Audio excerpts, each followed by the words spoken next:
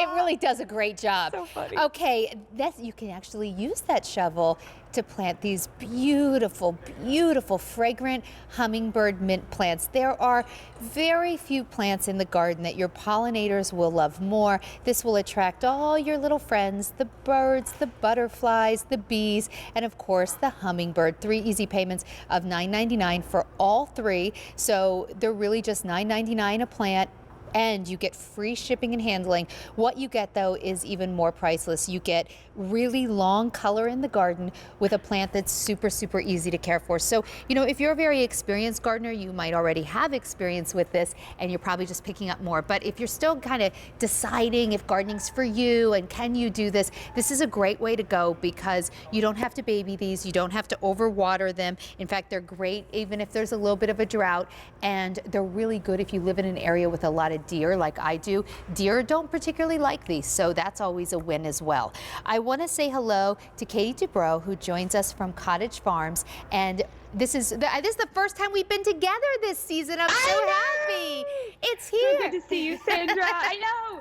Spring is 46 days away. It's awesome. So, Katie I'm a beginning gardener. Katie is a master gardener, and she really knows. In fact, she literally writes the trend manual for what's happening in gardens for the industry. So tell me a little bit about these 3 hummingbird mints. Why did this collection together? What makes these work so well together? And then also just why hummingbird mint? Oh my gosh. Well, do you have an hour? Yeah, exactly. I love this plant, Sandra. So hummingbird mint, we pick it for its bloom power. If you're a beginner gardener out there, you may hear words like annual and perennial.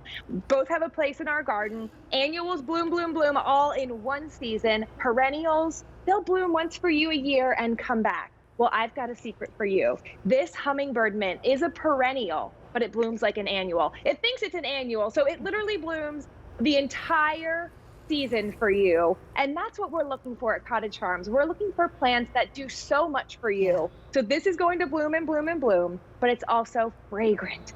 Both the flowers and the foliage or the leaves. The leaves have this spicy, minty aroma. And like you said, Sandra, when you smell it, oh my gosh, it's so delicious for us, but it's also delicious for the pollinators. But a little tip for you guys out there who might not understand how deer resistant works. When you have one of those plants that have that scented foliage, that's when it's a tip that the deer will not like it. So that's a little tip for you as you're going around and you're smelling your plants.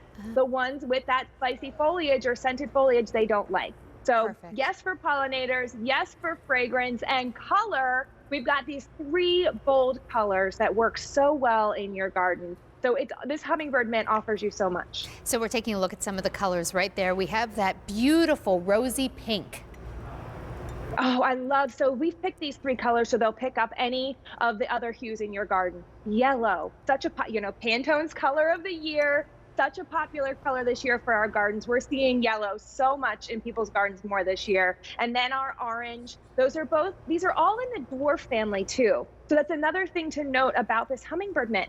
Hummingbird mint typically grows about 2 feet tall. So this dwarf varieties, these 3 of them, are going to grow about 15 inches. So now if you're maybe a small space gardener, or you just want to try gardening, you just want to start out and you want these bloom machines in a container, they work great in a container. I love that you call them bloom machines. Yeah, go ahead. So what I was going to say, I know where you're going with this. I'm holding what you're going to get. You're going to get 3 of these, right? And then that's right. How old is the plant in front of you? How long has it been growing?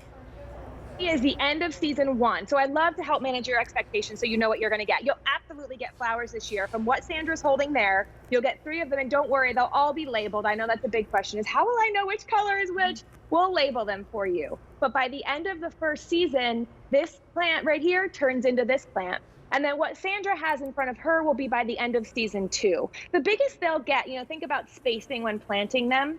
The biggest they'll get is about 15 inches across and tall. So if you're planting them in the garden, think about that spacing and planting them at least that, a foot apart, because you want to choke out your weeds. We don't want to be doing a lot of that not fun work in our garden. We want to be enjoying the pollinators that these will attract, the hummingbirds. They'll be all over these plants. So I would suggest planting them, if you're doing it in your garden bed, about a foot apart. If you're in a container, I would suggest at least a 15-inch or 18-inch container if you want to put all three in one. One per container, a 12-inch container would be fine. And at about 15 inches tall, gosh, these are going to be really perfect in front of some of those taller plants. So maybe you have like the 24-inch echinaceas, or even some of the butterfly like the bush. Right. Put these around it. And, Katie, I think that they really lend themselves so well to this idea of the softer cottage gardenings. They look so pretty, but also because of the way the flowers shoot up in spikes, they really also lend themselves to more contemporary gardens. I mean, it almost doesn't matter. Some flowers, you think of that flower and you have this overall look of what the garden should look like based on that flower. Hummingbird mint is like the little chameleon. So whether you live in a very traditional looking house and you want to accent that, or maybe you have, a ranch house that's a little more mid-century modern, like these look great, not just in every plot of dirt, but with every home decor, every architectural element. And that's something I always like to think about too when I think about plants. I just think that these work for pretty much everybody. Now you do need some sun though. You're not going to put these under your trees with your hostas.